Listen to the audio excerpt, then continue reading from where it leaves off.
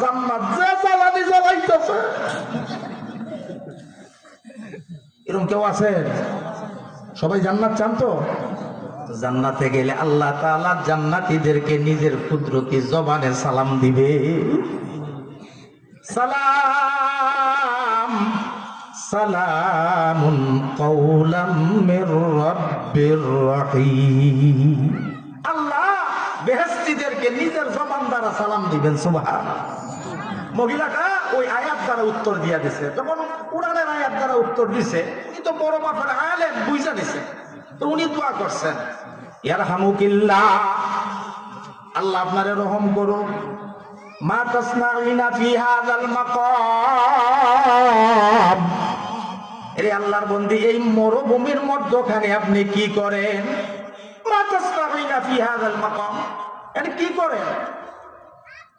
মহিলা সাধারণ ভাষায় উত্তর না দিয়া এই প্রশ্নের উত্তরও সূরাতুল আরাফের 186 নম্বর আয়াত তিলাওয়াত করে দে।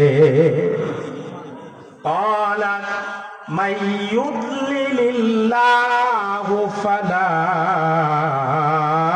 হাদিয়া লাহু। আল্লাহ কোরআনে বলেন, আল্লাহ যারে পথ হারা করেন তারে পথ দেখানেওয়ালা কেউ থাকে না। মাইয়ুদলিলিল্লাহু ফালা হাদিয়া লাহু, আল্লাহ যদি কেউ রে পথভ্রষ্ট করে তারে পথ দেখানেওয়ালা দুনিয়াতে কেউ থাকে না। ঠিক না বেটি? আব্দুল্লাহ ইবনে মুবারক যখন প্রশ্ন করলেন আপনি এখানে কি করেন, মহিলা এই আয়াত দ্বারা যখন উত্তর দিছে, পথ হারার কথা যখন বলছে, ইবনুল মুবারক বুঝা নিলেন, আরে মহিলা তো রাস্তা হারায় ফেলছে। আল্লাহু আকবার।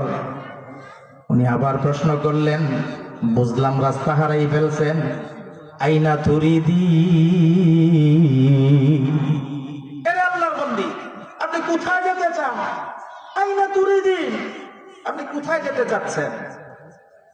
ওই মহিলা এই কথাটার উত্তর সূরা বনী ইসরাঈল 1 নম্বর আয়াত তিলাওয়াত করে দেয়। ক্বালাত সুবহানাল্লাযী আসরা বিআবদিহি লাইলাম মিনাল মাসজিদিল হারাম ইলাল মাসজিদিল আকসা। মহিলা কয়, অত পবিত্র ওই সত্তা যিনি নিজের বান্দাকে রাত্রিবেলা ভ্রমণ করাইছেন মসজিদে হারাম থেকে মসজিদে আকসা পর্যন্ত।